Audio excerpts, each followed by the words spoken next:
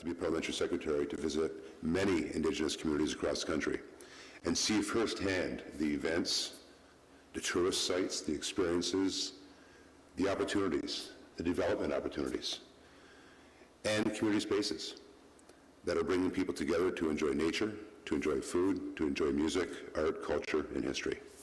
Tourism is a very important industry for Canada's Indigenous people. Here in Ontario alone, the Indigenous tourism industry contributes more than $620 million to Ontario's gross domestic product and supports over 13,000 jobs. This is a sector that suffered greatly during the pandemic, and that is why we are here today with some important news for Indigenous tourism businesses and organizations, as well as much needed support for community infrastructure. Before I introduce the Minister, I also want to acknowledge MP Larry Brock.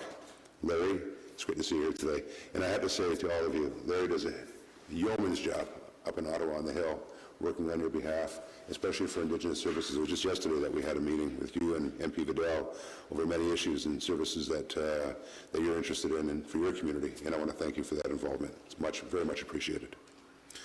So with that, I'm pleased to introduce my colleague, Filomena Tassi, Minister responsible for the Federal Economic Development Agency for Southern Ontario, to deliver some great news for our local tech sector. Minister Tassi's role is to support projects, to support you, that drive economic growth across Southern Ontario. She is passionate. By the way, that's an understatement. She is extremely passionate. Regardless of what she gets her hands on, Filomena simply cares. She's passionate about promoting Southern Ontario as a home for innovation, innovative businesses, and organizations to thrive, and as a great place to live, work, and play.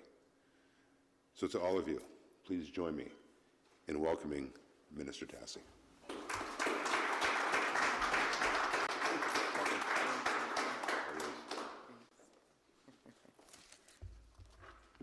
So good morning, everyone. Bonjour tout le monde.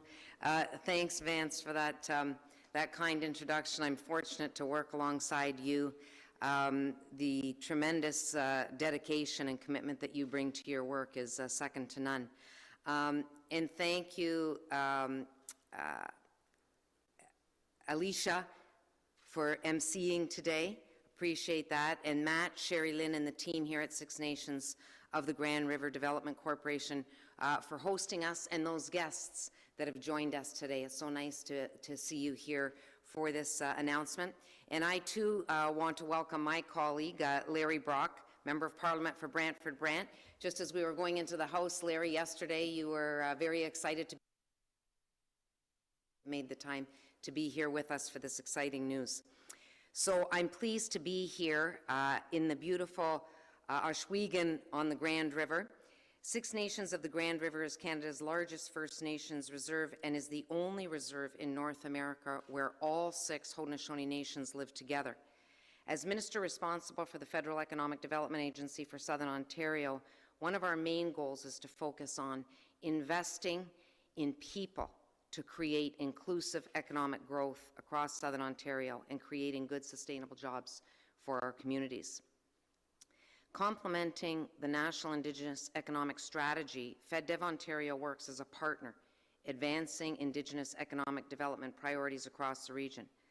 As mentioned earlier by my colleague Vance Badaway, we understand the important economic impact of the Indigenous tourism sector on our economy, and we want to support in every way we possibly can.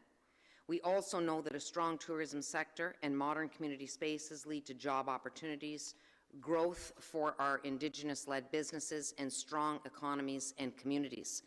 And that's why our government created the Tourism Relief Fund and the Canada Community Revitalization Fund. Through these initiatives, we are enhancing public and recreational infrastructure that strengthens communities and supports the recovery of tourism industry, including Indigenous tourism, as we rebound from the pandemic and welcome people back to our communities. FedDev Ontario is committing 10% of the Tourism Relief Fund across Southern Ontario towards Indigenous-led and focused tourism projects. The agency is currently accepting applications from eligible tourism operators and organizations with activities taking place before March 31st, 2023. So Matt, there's still time to get other applications in. As part of investments in the Tourism Relief Fund in the spring, we announced $3.5 million for Indigenous tourism organization to deliver the Renew Indigenous Tourism Program. This funding is supporting Indigenous businesses, not-for-profit organizations, band councils, and Indigenous communities as they recover from the pandemic, invest in new enhanced tourism experiences, upgrade tourism assets, and attract domestic and international tourists. To date, more than 20 Indigenous-led business organizations and communities have benefited from this support. These types of investments bring significant revenue for the economy and create jobs for Indigenous communities, as well as Indigenous peoples living off-reserve and in urban centres. Which brings me to why we're here today. So I am very pleased to announce over $9.6 million for 23 Indigenous-led tourism and community infrastructure projects across Southern Ontario through the Tourism Relief Fund and the Canada Community Revitalization Fund. This includes investments of more than $505,000 for Six Nations of the Grand River, our host today, to deliver 4 projects in the region. Through these projects, Six Nations of the Grand River will make significant community infrastructure upgrades to Chiefswood Park here within the community and enhance tourism experiences for Her Majesty's Royal Chapel of the Mohawks and Chiefswood National Historic Site, 2 important historical sites in the region. And I had the opportunity to listen briefly to Matt's excitement, who you're going to hear from in a few minutes, with respect to what this is doing for the community and how important it is. These are important investments for this community to help provide welcoming spaces to bring people together and share in nature and experiences, as well as to honor and acknowledge the community's history. An additional 19 projects are receiving more than $9 million to enhance Indigenous tourist experiences and attractions and enhance public spaces, helping to position Indigenous communities across Southern Ontario for a strong economic future. To all of the recipients from today's announcement, congratulations. I look forward to hearing about the positive impacts of your projects and how they will have a strong impact on our communities and businesses. Niyawa, thank you, merci.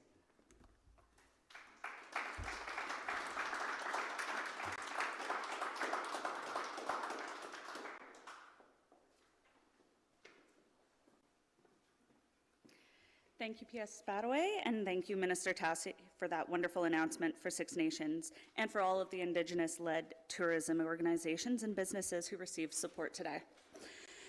I would like to invite Matt Jamieson, President and CEO of Six Nations of the Grand River Development Corporation, to share a few remarks. Good morning, everybody, and welcome to Six Nations. It's a wonderful place to be, and Minister Tassi and Parliamentary Secretary Badaway. It's great to meet you and have a chance to chat. Some great news, I think, today that we would like to share in terms of how there's been a level of collaboration, certainly with the FedDev agency in Southwestern Ontario and Six Nations Tourism. Over the past several years, Six Nations Development Corporation has spent millions and millions of dollars to transform the Chiefswood Park, which is just up the road, into a destination where the Six Nations community can welcome the world. And this funding contribution that I'll talk about in a minute is one part of the relationship that we've had with FedDev. Actually, the relationship goes back a number of years when we were originally starting to reinvest in the park. And it really has been a transformative experience, not only for the park, but for the aspirations of our team. And I'm so happy to have a tourism a group that are committed and absolutely understand where we're trying to go and the stories that we need to tell. At the end of the day, we know, and it goes without saying, that Six Nations has, a deep, rich history and culture, a very, very important history to share.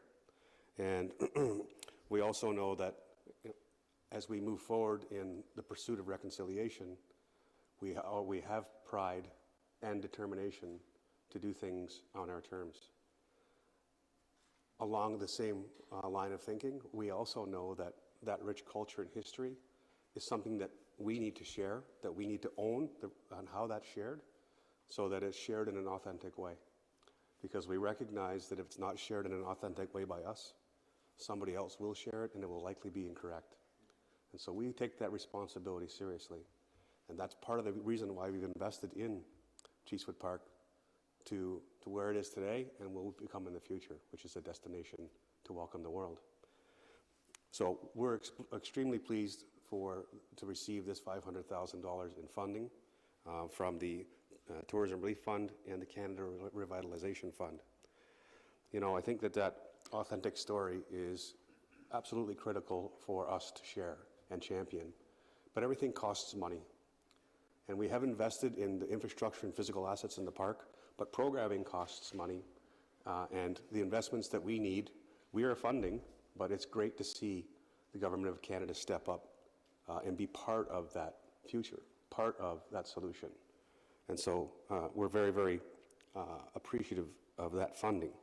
Those grants, there was 2 grants in total, were actually utilized for the installation of an AR/VR installation at the Cheesewood Park, which is a virtual experience designed to help tell that authentic story, so that our visitors who come to our community can depart with a better understanding of our history, a better understanding of who we are, and hopefully take that information with them to their families and their circles, and share that authentic story for what it really is.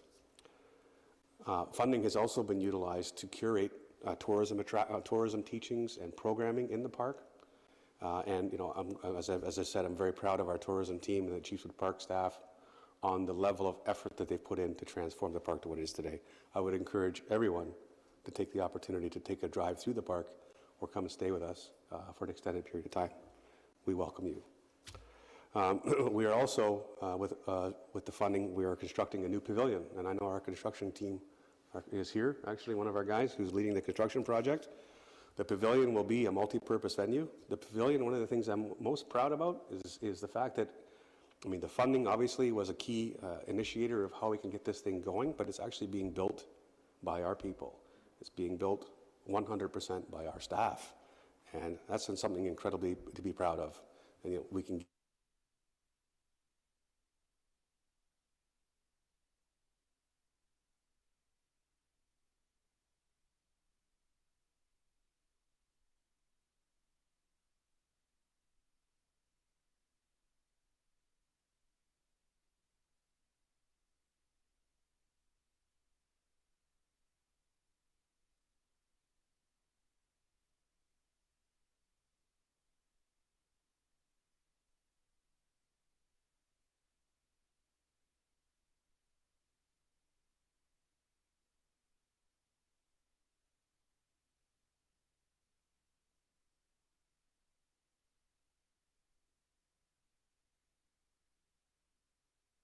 that authentic story. And now more than ever, emerging from the impact of COVID and the pandemic, tourism needs help. We are investing ourselves to make that a reality, but funding and participation and collaboration with the Government of Canada and others, I think will be the catalyst and the path forward and how we're going to get through this together. The value of the economic impact associated with tourism is real. We need to bring people to our community, and the spin-off and the residual economic impact is important to our community members, not only by creating jobs, but creating a cycle of wealth that can flow through here. So that economic impact is something that I hold near and dear to my heart, and it's a factor that we look at in all the things that we do as a development corporation for Six Nations. So with that said, on behalf of Six Nations Development Corporation and the community, I think I speak for the community to say thank you very much for the funding. Thank you very much for the relationship. Minister, we look forward to applying before that deadline in March this year and, and continuing to invest in ourselves so that we can share our level of authenticity with others. Thank you.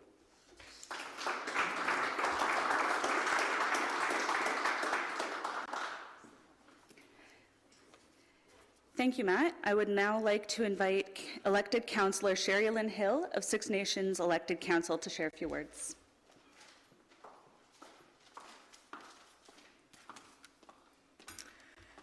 Saigo Scano Gogwego. Good morning and welcome everyone. We are here for this exciting news for our community.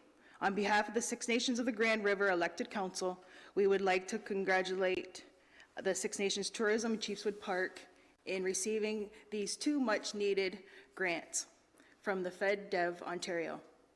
It will be amazing to be able to offer an audio-visual reality system, which we will be able to share our culture and teachings with our guests. Over the last 6 years, Chiefswood Park has been working hard to revitalize the grounds and make it a space that welcomes guests to our territory. Six Nations history is closely tied to the Grand River, so it is an ideal space. The great thing about our park, it is the only public access point to the river. So the amenities built with this funding will benefit both our community and our visitors. Again, congratulations on receiving this funding for the Chiefwood Park as it becomes a space in our community where we will be able to share our rich culture with others and be proud of who we are as Ongwehoi people, and most of all, that we are still here. Nyawe, thank you.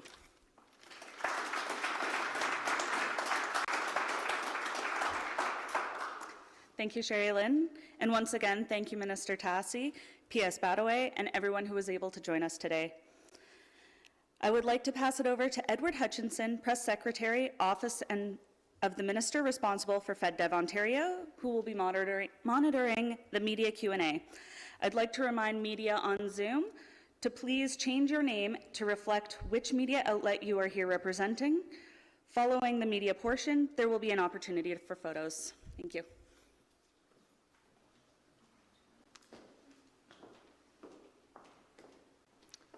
Good morning, everyone. Thanks for joining us here this morning. My name is Edward, Minister Tassi's Press Secretary, and we are now ready to take questions from the media. Please state your name and the media you represent. And we have time for one question and one follow-up, and then we'll go to questions online. Perfect. Sorry. Oh, I can use the mic, okay. So I drove by Chiefswood a couple times already, and I've seen these, I think they're called glamping units or huts. And I'm wondering if somebody can explain, pretend I'm a tourist and not a reporter for a second, and tell me what I'm going to learn by booking a hut or how that would work to stay there, and what would I learn, and how would that whole process work for me if I wanted to do that? Well, you can book a glamping stay online and come and stay with us anytime. We'd love to have you. The glamping is not a hut. It's a luxury cabin, and it's something that we've invested significantly in. And you know, it really is an accommodation that enables people to come here, not just drive through for a transactional business, but to come here and immerse themselves in all the community has to offer. So our tourism staff, Chiefswood Park staff, work very hard to build programming. So in tandem with a stay, we also have a calendar of activities that people can book their stay around. There are other community events that happen. For example, we have golf courses and Six Nations Speedway and other activities in the community that people come and stay at our cabins, and to extend their stay and extend their experience and fully immerse themselves in all the community has to offer. But we do work very hard to build programming that helps share that authentic story that we want people to leave here feeling informed, rested, and relaxed, and want to come back. You have one more. How many people come to Six Nations on an annual basis? Do we know what the economic impact is? We don't know we haven't actually quantified the number of visitors, but it's several hundred thousand of millions of people come here. But we haven't calculated the economic impact. For example, next door we have Six Nations Bingo, which is the largest bingo hall in Canada, and we know that we have well over 200,000 people a year just come for that.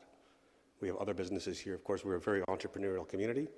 There are lots of reasons to come to Six Nations, and tourism is certainly one of them. Thank you. Hi there, Donna Durek. I'm from the Turo Times, local media here on Six Nations.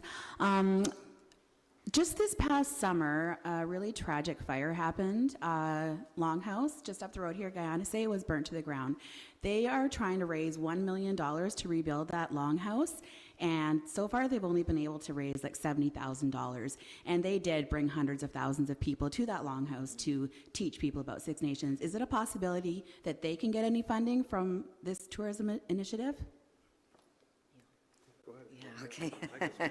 So, thanks for the question.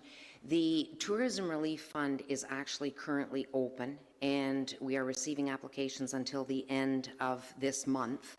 I'm happy to have, make that connection with the department so that inquiries can be made as to whether the criteria for the fund is reached. Really what the Tourism Relief Fund is about is, it's a fund that was a measure of $500 million originally to respond to the hard times that the tourism industry suffered as a result of COVID-19. In that fund, 10% is set aside for Indigenous-led projects. And really what we want the tourism business to do is to be able to adapt to new public health measures, but also for future growth. So there may be an opportunity there, and we're happy to make that connection. Matt, I don't know if you wanted to add to that. I will say that it is an important asset. It was very important for our tourism programming.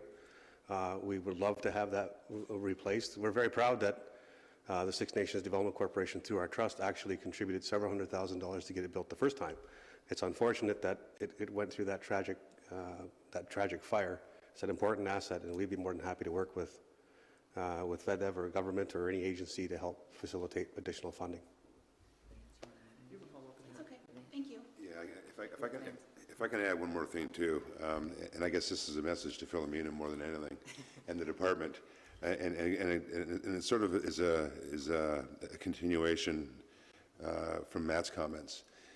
You know, I was a mayor for 14 years in Niagara, and we were really heavy in tourism, not just in my community of Port Colborne, but all of Niagara, as you can well imagine, Niagara Falls being included.